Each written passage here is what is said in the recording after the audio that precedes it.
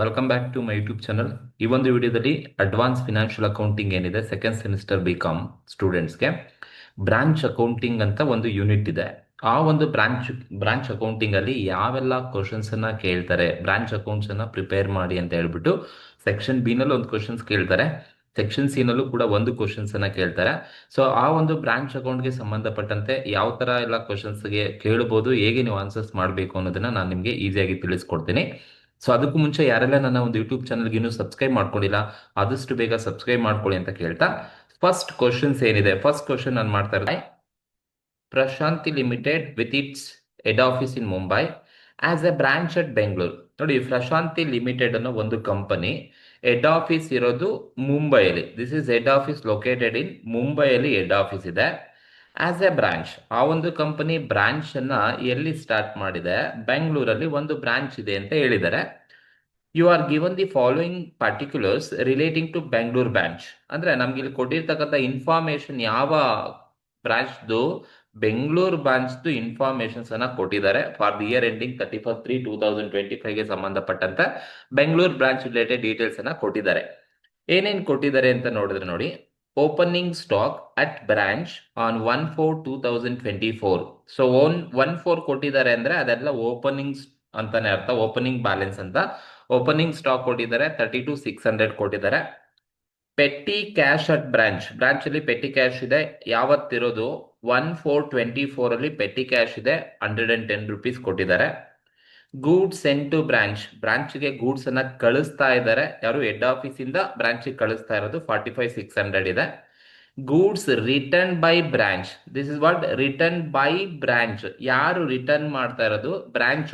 ಈಗ ನಾನು ನಿಮ್ಗೆ ಗೂಡ್ಸ್ ಕಳಿಸ್ದೆ, ನಿಮ್ದು ಒಂದು ಬ್ರಾಂಚ್ಗೆ ಗೂಡ್ಸ್ ಕಳಿಸ್ದೆ, ಬಟ್ ಬ್ರಾಂಚ್ ಅವರು ವಾಪಸ್ ರಿಟರ್ನ್ ಮಾಡ್ತಾ ಇದ್ದಾರೆ, ಹೆಡ್ ಆಫೀಸ್ಗೆ ರಿಟರ್ನ್ ಮಾಡ್ತಾ ಇದ್ದಾರೆ 3,900 ಅಮೌಂಟ್ ಅನ್ನ ರಿಟರ್ನ್ ಮಾಡ್ತಾ ಇದ್ದಾರೆ ಅಂತ ಹೇಳ್ತಾ ಇದ್ದಾರೆ.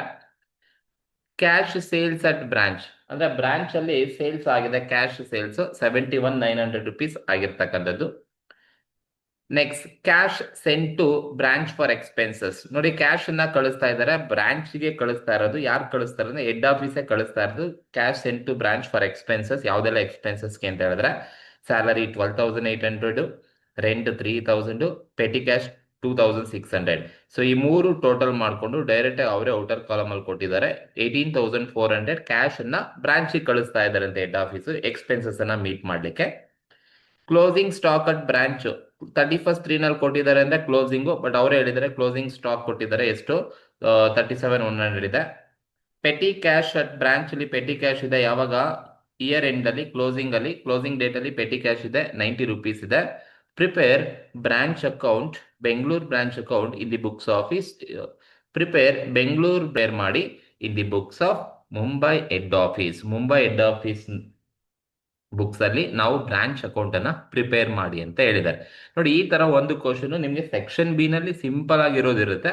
ಸೊ ಆ ಒಂದು ಬ್ರಾಂಚ್ ಅಕೌಂಟ್ ಅನ್ನ ಮಾಡಬೇಕು, ನಾವಿಲ್ಲಿ ಬೆಂಗಳೂರು ಬ್ರಾಂಚ್ ಅಕೌಂಟ್ ಅನ್ನ ಮಾಡಬೇಕು. ಬನ್ನಿ ಹೇಗೆ ಆನ್ಸರ್ಸ್ ಅನ್ನ ಮಾಡೋದು ನೋಡ್ತಾ ಹೋಗೋಣ. ನೀವು ಯಾವ ತರ ಕಾಲಮ್ಸ್ ಹಾಕೋಬೇಕಪ್ಪ ಅಂತ ಹೇಳಿದ್ರೆ ಕಾಲಮ್ಸ್ ಹಾಕೋಬೇಕಾಗುತ್ತೆ. ಸೊ ನಾವು ಬ್ರಾಂಚ್ ಅಕೌಂಟ್ ಅನ್ನ ಮಾಡಬೇಕು, ಯಾವ್ದಪ್ಪ ಅಂದ್ರೆ Bengaluru branch account for the year ending 31/3/2025 ಅಲ್ಲಿ ಮಾಡ್ತಾ ಇರೋದು. ಸೊ ಪರ್ಟಿಕ್ಯುಲರ್ಸ್ ಅಮೌಂಟ್ ಅಂತ 4 ಕಾಲಮ್ ಹಾಕೊಳ್ಳಿ. This is debit side, this is credit side. So ನೋಡಿ, debit side, this is debit side ಅಂತ ಟ್ರೀಟ್ ಮಾಡ್ತೀವಿ. ಸೊ ಇಲ್ಲಿ ಡೆಬಿಟ್ ಸೈಡ್ ಏನ್ ಬರುತ್ತೆ ಅಂತ ಹೇಳಿದ್ರೆ ಎಲ್ಲ ಅಸೆಟ್ಸ್, ಓಪನಿಂಗ್ ಅಸೆಟ್ಸ್ ಏನಿದ್ರೆ ಡೆಬಿಟ್ ಸೈಡ್ ಬರಬೇಕು, ಕ್ಲೋಸಿಂಗ್ ಅಸೆಟ್ಸ್ ಕೊಟ್ಟಿದ್ರೆ ಕ್ರೆಡಿಟ್ ಸೈಡ್ ತಗೋಬೇಕು. ಓಪನಿಂಗ್ ಲಯಬಿಲಿಟಿ ಕೊಟ್ರೆ ಕ್ರೆಡಿಟ್ ಸೈಡ್ ತಗೊಳ್ತೀರಾ, ಕ್ಲೋಸಿಂಗ್ ಲಯಬಿಲಿಟಿ ಕೊಟ್ರೆ ಡೆಬಿಟ್ ಸೈಡ್ ತಗೊಳ್ತೀರಾ. ಅಂಡ್ ಎಕ್ಸ್ಪೆನ್ಸಸ್ ಏನೇ ಇದ್ರು ಡೆಬಿಟ್ ಸೈಡ್ ಇರುತ್ತೆ, ಇನ್ಕಮ್ಸ್ ಏನೇ ಇದ್ರು ಕ್ರೆಡಿಟ್ ಸೈಡ್ ಬರುತ್ತೆ. ಸೊ ಈ ಒಂದು ಟ್ರಿಕ್ಸ್ ನಿಮ್ಗೆ ಗೊತ್ತಿರಬೇಕು. ಸೊ ಈಗ ನಾನು ಫಸ್ಟ್ ಡೆಬಿಟ್ ಸೈಡ್ ಏನೆಲ್ಲ ತಗೋಬೇಕು, ಹೇಗೆ ಕ್ವಶನ್ ಹೇಗೆ ಕೊಟ್ಟಿರ್ತಾರೋ ಹಾಗೆ ರೆಕಾರ್ಡ್ ಮಾಡ್ಕೊಂಡು ಹೋಗೋಣ. ಏನೇನ್ ಕೊಟ್ಟಿರ್ತಾರೆ ಆ ತರ ಕ್ವಶನ್ಸ್ ಹೇಗಿರುತ್ತೋ ಆಗ ಆನ್ಸರ್ ಮಾಡ್ತಾ ಹೋಗೋಣ. ಫಸ್ಟ್ ನೋಡಿ, ಕ್ವಶನ್ಸ್ ಅಲ್ಲಿ ಏನಿದೆಯಪ್ಪ ಅಂದ್ರೆ first one, opening stock at branch 1/4/2024. ನೋಡಿ, ಓಪನಿಂಗ್ ಸ್ಟಾಕ್ ಅಂತ ಹೇಳಿದ್ದಾರೆ, ಇಲ್ಲಿ ಹೇಳಿಲ್ಲ ಅಂದ್ರೂ ಕೂಡ 1/4 ಅಲ್ಲಿ ಯಾವುದೇ ಅಸೆಟ್ಸ್ ಅನ್ನ ಕೊಟ್ಟರು ಕೂಡ ಬ್ರಾಂಚ್ ಅಕೌಂಟಿಂಗ್ ಮಾಡ್ಬೇಕಾದ್ರೆ 1/4 ಅಲ್ಲಿ ನಿಮ್ಗೆ ಯಾವುದೇ ಅಸೆಟ್ಸ್ ಕೊಟ್ಟರು ಕೂಡ ನೀವು ಡೆಬಿಟ್ ಸೈಡೇ ತಗೊಳ್ಳಿ. ಸೊ ನಾನು ಹಾಗಾಗಿ ಓಪನಿಂಗ್ ಅಸೆಟ್ಸ್ ಕೊಟ್ಟಿದ್ದಾರೆ, ಸೊ ನಾನು ಓಪನಿಂಗ್ ಸ್ಟಾಕ್ ಅಟ್ ಬ್ರಾಂಚ್ 1/4/2024 ಅಲ್ಲಿ ತಗೊಳ್ತಾ ಇದ್ದೀನಿ.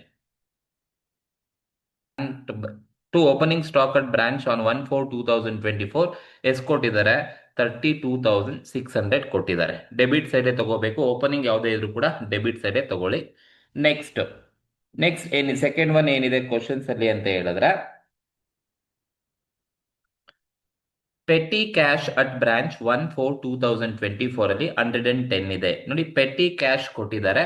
ಸೊ ನಾವು ತಗೋಬೇಕಾದ್ರೆ ಟು ಪೆಟಿ ಕ್ಯಾಶ್ ಅಂತಾನೆ ತಗೋಬೇಕಾಗುತ್ತೆ. ಸೊ ಡೆಬಿಟ್ ಸೈಡ್ 1/4 ಅಲ್ಲಿ ಇದೆ. ಟು ಪೆಟಿ ಕ್ಯಾಶ್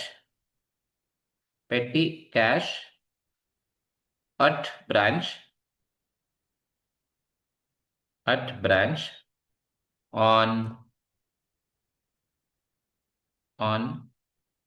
1/4/2024 ಅಲ್ಲಿ ಇರೋದು. 1/4 ಅಲ್ಲಿ ಇದೆ. ಸೊ ಹಾಗಾಗಿ ಡೆಬಿಟ್ ಸೈಡ್ ತಗೊಳ್ಳಿ. ಎಷ್ಟಿದೆ ಪೆಟಿ ಕ್ಯಾಶ್ ಇಂದ ₹110 ಕೊಟ್ಟಿದ್ದಾರೆ. ಇದು ಓಪನಿಂಗ್ ಪೆಟಿ ಕ್ಯಾಶ್ ಇರೋದು. ನೆಕ್ಸ್ಟ್ ಪಾಯಿಂಟ್ ಬಂದು ಗೂಡ್ಸ್ ಸೆಂಟ್ ಟು ಬ್ರಾಂಚ್ ಕೊಟ್ಟಿದ್ದಾರೆ 45,600 ನೋಡಿ. ನಾವು ಗೂಡ್ಸ್ ಅನ್ನ ಕಳಿಸ್ತಾ ಇದ್ದೀವಿ, ಬ್ರಾಂಚ್ಗೆ ಕಳಿಸ್ತಾ ಇರೋದು ಎಕ್ಸ್ಪೆನ್ಸಸ್ ಆಗುತ್ತೆ. ಸೊ ಡೆಬಿಟ್ ಸೈಡ್ ತಗೊಳ್ಳಿ. To goods sent to branch 45,600 ಕೊಟ್ಟಿದ್ದಾರೆ. ಸೊ 45,600 ಡೆಬಿಟ್ ಸೈಡ್ ತಗೊಂಡಿದ್ದೀನಿ. ಈಗ ನಾನು ಬ್ರಾಂಚ್ಗೆ ಕಳಿಸಿದ್ದೀನಿ. ಸೊ ಡೆಬಿಟ್ ಸೈಡ್ ಎಕ್ಸ್ಪೆನ್ಸಸ್ ನನಗೆ 45,600 ತಗೊಂಡಿದ್ದೀನಿ. ಸೊ ನಾನು ಬ್ರಾಂಚ್ಗೆ ಗೂಡ್ಸ್ ಅನ್ನ ಕಳಿಸ್ತಾ ಆದ್ಮೇಲೆ ಗೂಡ್ಸ್ ರಿಟರ್ನ್ ಬೈ ಬ್ರಾಂಚ್ ಅವ್ರು ಏನ್ ಮಾಡಿದ್ದಾರೆ, ವಾಪಸ್ ನನಗೆ ಕಳಿಸಿದ್ದಾರೆ. ಸೊ ಈಗ ನಾನು ಬ್ರಾಂಚ್ಗೆ ಕಳಿಸ್ದೆ, ಡೆಬಿಟ್ ಸೈಡ್ ರೆಕಾರ್ಡ್ ಮಾಡಿದೆ. ಬ್ರಾಂಚ್ ಅವ್ರು ಏನ್ ಮಾಡಿದ್ದಾರೆ, due to some reason branch ಅವರು ವಾಪಸ್ ನನಗೆ ರಿಟರ್ನ್ ಮಾಡ್ತಾ ಇದ್ದಾರೆ. That is goods return by branch ಇಂದ ನನಗೆ ರಿಟರ್ನ್ ಆದ್ರೆ, ಸೊ ನೀವು ಕ್ರೆಡಿಟ್ ಸೈಡ್ ತಗೋಬೇಕು. By goods return by branch ನೋಡಿ. ಬ್ರಾಂಚ್ ಇಂದ ನಾವು ಬ್ರಾಂಚ್ಗೆ ಗೂಡ್ಸ್ ಕಳ್ಸಿದ್ರೆ ಡೆಬಿಟ್ ಸೈಡ್ ತಗೊಳ್ಳಿ. ಅದೇ ಬ್ರಾಂಚ್ ಅವರೇ ಗೂಡ್ಸ್ ಅನ್ನ ವಾಪಸ್ ರಿಟರ್ನ್ ಮಾಡಿದ್ರೆ ನೀವು ಕ್ರೆಡಿಟ್ ಸೈಡ್ ತಗೋಬೇಕಾಗುತ್ತೆ. That is goods return by branch ಅಂತ ಕರಿತೀವಿ. ಸೊ ಬ್ರಾಂಚ್ ರಿಟರ್ನ್ ಮಾಡಿರೋದು ಎಷ್ಟಪ್ಪ ಅಂದ್ರೆ ₹3,900 ಬ್ರಾಂಚ್ ರಿಟರ್ನ್ ಮಾಡಿದ್ದಾರೆ ಹೆಡ್ ಆಫೀಸ್ಗೆ. So goods return by branch 3,900. Next cash sales at branch ನೋಡಿ. ಸೇಲ್ಸ್, ಕ್ಯಾಶ್ ಸೇಲ್ಸ್ ಆಗಲಿ ಕ್ರೆಡಿಟ್ ಸೇಲ್ಸ್ ಆಗಲಿ ಯಾವ್ದಾದ್ರು ಕೊಡಿ. ಸೇಲ್ಸ್ ಇನ್ಕಮ್ ಎಕ್ಸ್ಪೆನ್ಸಸ್ ಇನ್ಕಮ್ ಆಗುತ್ತೆ. ಸೊ ಸೇಲ್ಸ್ ಕ್ರೆಡಿಟ್ ಸೈಡ್ ತಗೊಳ್ಳಿ. ಬೈ ಕ್ಯಾಶ್ ಸೇಲ್ಸ್ ಇನ್ಕಮ್ ಎಲ್ಲ ನೀವು ಕ್ರೆಡಿಟ್ ಸೈಡ್ ತಗೋಬೇಕಾದ್ರೆ ಬೈ ಬ್ಯಾಂಕ್ ಅಕೌಂಟ್ ಅಂತ ತಗೊಳ್ಳಿ. By bank account. So bracket ಅಲ್ಲಿ ಬೇಕಾದ್ರೆ ತೋರಿಸಿ ಸೇಲ್ಸ್ ಕ್ಯಾಶ್ ಸೇಲ್ಸ್ ಆಗಿರೋದು ಅಂತ ಅರ್ಥ. ಸೊ ಎಷ್ಟು 71,900 ಸೇಲ್ಸ್ ಆಗಿದೆ. ಬಟ್ ಸೇಲ್ಸ್ ಅಂತ ಬರೀಬೇಡಿ, ಕ್ಯಾಶ್ ಆಗಲಿ ಕ್ರೆಡಿಟ್ ಆಗಲಿ ನೀವು ಬ್ಯಾಂಕ್ ಅಕೌಂಟ್ ಅಂತ ತೋರಿಸಿ. ಸೊ ಒಂದೇ ಕ್ಯಾಶ್ ಸೇಲ್ಸ್ ಇರೋದನ್ನ ಡೈರೆಕ್ಟ್ ಆಗಿ ಬ್ರಾಕೆಟ್ ಅಲ್ಲಿ ತೋರಿಸಿ ಬ್ಯಾಂಕ್ ಅಕೌಂಟ್ ಅಂತ ತೋರಿಸಿದೀನಿ. 71,900 ತಗೊಂಡಿದ್ದೀನಿ. ನೆಕ್ಸ್ಟ್ ಪಾಯಿಂಟ್ ಹೇಳುತ್ತೆ cash sent to branch for expenses ನೋಡಿ. ಹೆಡ್ ಆಫೀಸು ಬ್ರಾಂಚ್ಗೆ ಕ್ಯಾಶ್ ಅನ್ನ ಕಳಿಸ್ತಾ ಇದೆ ಎಕ್ಸ್ಪೆನ್ಸಸ್ ಅನ್ನ ಮೀಟ್ ಮಾಡ್ಲಿಕ್ಕೆ. ಸೊ ಡೆಬಿಟ್ ಸೈಡ್ ತಗೋಬೇಕು. ಎಕ್ಸ್ಪೆನ್ಸಸ್ ನ ಮೀಟ್ ಮಾಡ್ಲಿಕ್ಕೆ ಹೆಡ್ ಆಫೀಸ್ ಕ್ಯಾಶ್ ಅನ್ನ ಕಳಿಸ್ತಾ ಇದೆ. ಸೊ ಟು ಬ್ಯಾಂಕ್ ಅಕೌಂಟ್ ಅಂತ ತಗೊಳ್ಳಿ. To bank account. So bank account ಅಂತ ತಗೊಂಡು ಇದ್ರ ಒಳಗಡೆ ನೀವು ಇನ್ನರ್ ಕಾಲಮ್ ಅಲ್ಲಿ ತೋರಿಸಿ ಏನೇನ್ ಕಳಿಸ್ತಾ ಇದೆ ಅಂತ ಹೇಳ್ಬಿಟ್ಟು. ಒಂದು ಸ್ಯಾಲರೀಸ್ ಎಷ್ಟು 12,800 salary. Then rent. Next one ಯಾವುದು, ರೆಂಟ್ ಇದೆ. ₹3,000 ರೆಂಟ್ ಕಳಿಸ್ತಾ ಇದ್ದಾರೆ. ರೆಂಟಿಗೆ ₹3,000 ಕ್ಯಾಶ್ ಅನ್ನ ಕಳಿಸ್ತಾ ಇದ್ದಾರೆ. ದೆನ್ ಪೆಟಿ ಕ್ಯಾಶ್ ನ ಕಳಿಸ್ತಾ ಇದ್ದಾರೆ. ಎಷ್ಟು 2,600 ಕಳಿಸ್ತಾ ಇದೆ.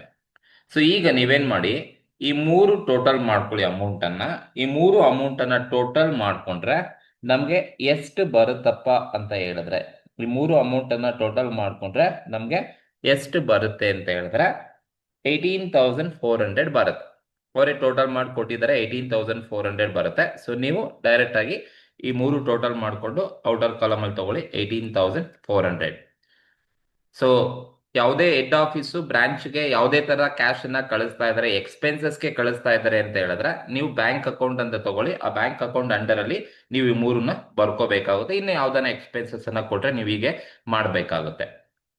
ಇನ್ಯಾವ್ದನ್ನ ಇದೆಯಾ ಅಂತ ಹೇಳಿದ್ರೆ ಇನ್ಯಾವುದು ಇಲ್ಲ. ನೆಕ್ಸ್ಟ್ ಇರೋದು ಕ್ಲೋಸಿಂಗ್ ಸ್ಟಾಕ್ ಅಟ್ ಬ್ರಾಂಚ್ ನೋಡಿ. ಓಪನಿಂಗ್ ಸ್ಟಾಕ್ ನ ನಾನು 1/4 ಡೆಬಿಟ್ ಸೈಡ್ ತಗೊಂಡೆ. ಇಲ್ಲಿರೋದು closing stock. Opening debit side ಆದ್ರೆ ಕ್ಲೋಸಿಂಗ್ ಯಾವ ಸೈಡ್ ತಗೋಬೇಕು, ಕ್ರೆಡಿಟ್ ಸೈಡ್ ತಗೋಬೇಕು.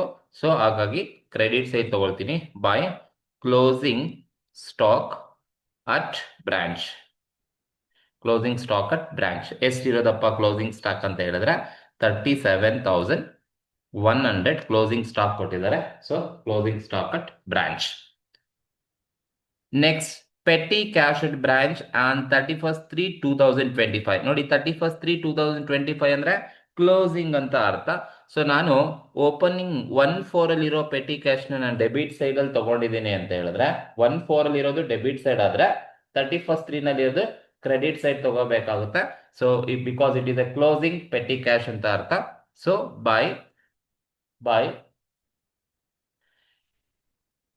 by closing